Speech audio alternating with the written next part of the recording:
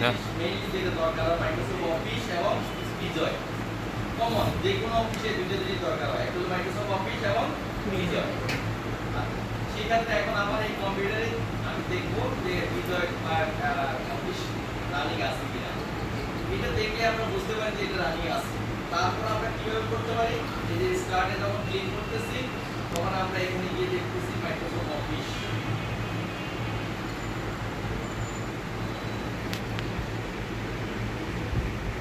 এই যে Microsoft office তাতে বোঝা যাচ্ছে কি আমার এখানে অফিস ইনস্টল করা আছে তারপরে বিজয় কেন্দ্র কোথায় দেখতে পাবো এখানে দেখতে পাবো যদি কোনো আমরা এখানে রান করা না থাকে তাহলে ইনস্টল করতে দেরি হয় সরি স্টার্টআপে আসতে দেরি হয় এটা এর নাম কি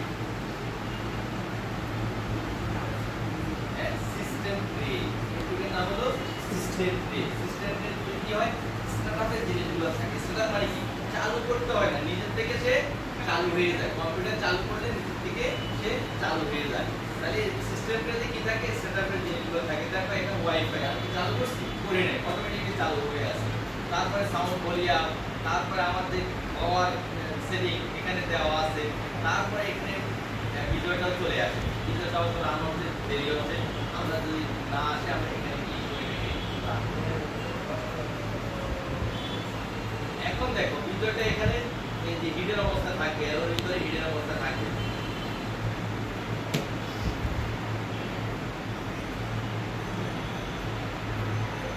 ভিডিওটা আসতো আসার পরে এখানে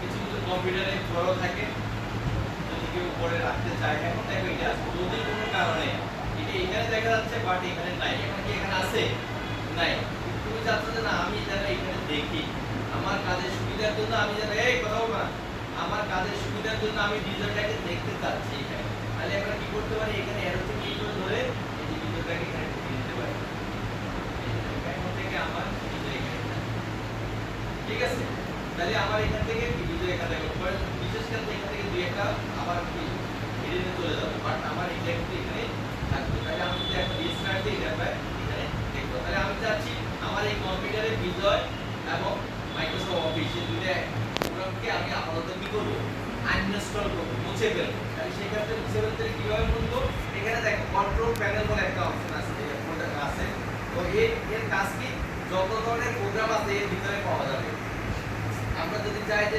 ইনস্টল আছে তাকে আমি আপডেট দিতে অথবা আমি আনইনস্টল করতে হ্যাঁ তাহলে সেভাবে করা যাবে তাহলে আমরা কি করলাম কন্ট্রোল প্যানেল করলাম এখানে দেখো কন্ট্রোল প্যানেল ওপেন হওয়ার সময় অনেকটাতে এরকম নাও আসতে পারে এই যে এরকম ক্যাটাগরি আসবে ঠিক আছে ক্যাটাগরি যদি আসে তাহলে তোমার কোথায় পাবো প্রোগ্রামের ভিতরে পাবো আর যদি তুমি চাচ্ছ যে না পুরো সবগুলো আলাদা আলাদা হবে এগুলো গ্রুপে গ্রুপে ভাগ হয়ে গেছে কিন্তু না গ্রুপে না ইন্ডিভিজুয়ালি দেখা তাহলে সেক্ষেত্রে জাস্ট এখানে যে ক্যাটাগরি দেখা লার্জ আইকন দিয়ে আমরা ইন্ডিভিজুয়ালি দেখা আলাদা আলাদা এখানে দেখো ফন্টের জন্য এটা ফাইল লিস্টের জন্য এটা তারপরে রিজনের জন্য এটা এই যে টাইটেল চেক পরিবর্তন হয়ে গেলে সেট করে আমরা এখান থেকে করতে পারি তারপরে তোমার এখানে সিস্টেমের কিছু কাজের জন্য এটা কিবোর্ডের জন্য এটা তারপরে মাউসের জন্য সাউন্ডের জন্য এটা মাউসের জন্য এখানে তাহলে এখান থেকে আমরা কি সব কিছু ঠিক করতে পারি এখন আমরা যাচ্ছি এখন প্রোগ্রাম এবং মুছবো এবং আবার এটাকে ইনস্টল দেবো বা আনইনস্টল করবো তাহলে সেক্ষেত্রে আমরা কোথায় পাবো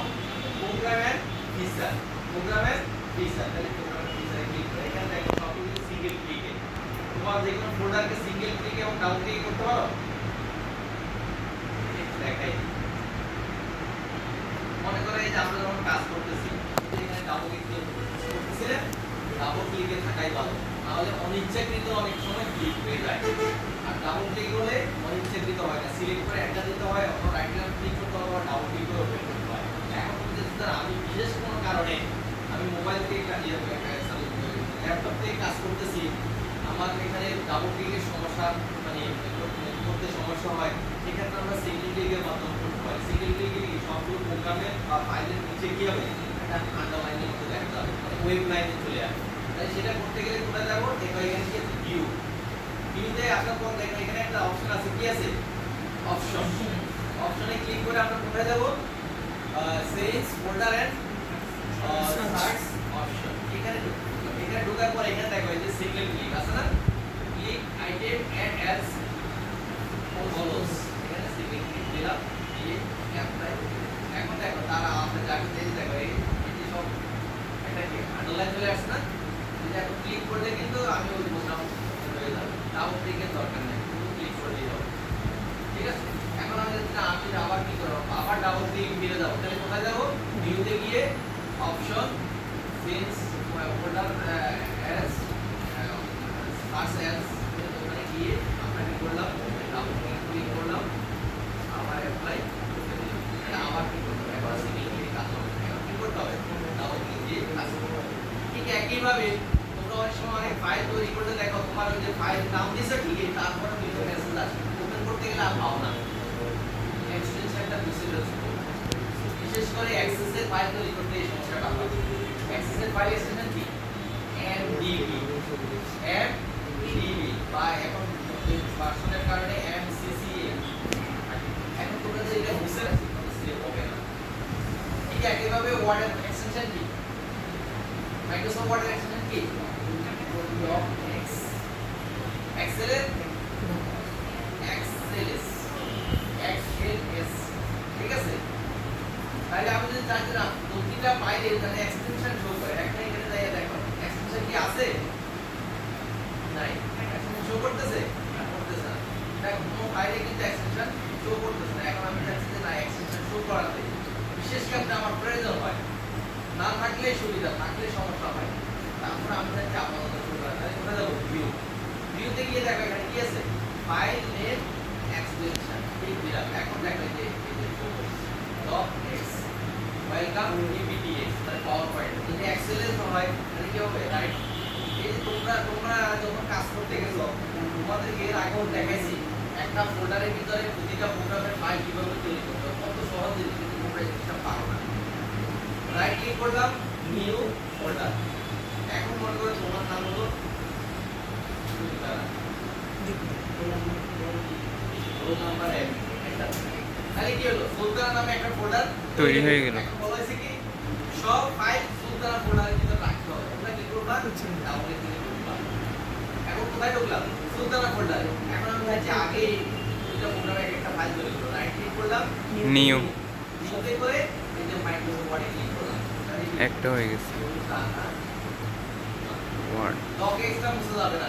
ডক এক্সট্রা যদি মুছি তাহলে কি হবে? এক্সটেনশন বাদ হয়ে যাবে। এটা পাওয়া যাবে না। সুলতানা ওয়ান। কারণ এটা তো আমি তো একটু আগে বানাইছি, এটা কিন্তু জাস্ট বাদ দিতে পারবো। আমি চাচ্ছি আমার ডক এক্সট্রা বাদ দিয়ে এখন কিন্তু আর নাই। এখন আমি চাচ্ছি এক্সেলে একটা ফাইল তৈরি করব। তাহলে নিউ এক্সেল, এখানে লিখলাম সুলতানা। এক্সেলে একটা ফাইল তৈরি হয়ে গেল। আমি চাচ্ছি পাওয়ার পয়েন্টে একটা ফাইল তৈরি করব। তাহলে এখানে গিয়ে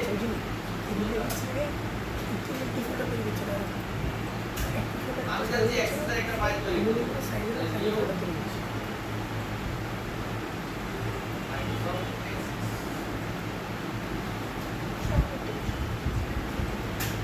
হয়ে গেছে না? একটা ঢুকে গেছে। হ্যাঁ, এবার আমি দেখি ওয়ার্ডে ঢুকলে আমি এখানে যখন তৈরি করতে তাহলে ফাইল সেভ এস।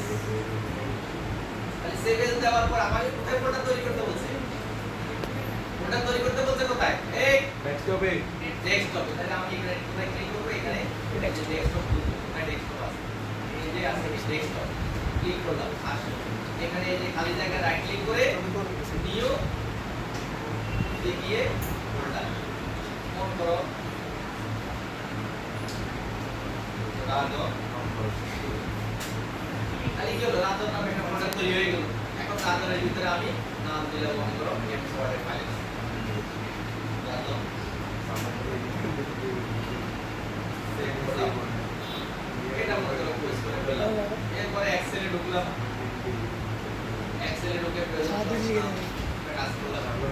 ফাইলে ক্লিক করে সেভ এস দিলাম। কোথায় সেভ করব? ডেস্কটপে রাজন ফোল্ডারের ভিতরে। তাহলে এই যে আমরা ডেস্কটপে যাব, এই যে এখানে গিয়ে রাজন ফোল্ডারে ঢুকবো। রাজন ফোল্ডারে গিয়ে নাম দেব রাজন, নাম দিয়ে ক্লোজ করলাম। তারপরে আমি কোথায় ঢুকবো? পাওয়ার পয়েন্টে। পাওয়ার পয়েন্টে। তাহলে পাওয়ার পয়েন্ট খুঁজে বের করে পাওয়ার পয়েন্টে ঢুকবো। পাওয়ার পয়েন্টে ঢুকলাম। এখানে একই প্রক্রিয়ার মাধ্যমে আমি এখন সেভ করব। ব্যাস একটু যাবো ডেস্কটপে, তাহলে আমি এখানে ডেস্কটপে গেলাম, ওখানে রাজনের ভিতরে ঢুকলাম, ঢুকে এখানে নাম দিলাম, নাম দিয়ে কন্ট্রোল আপনি দিলাম,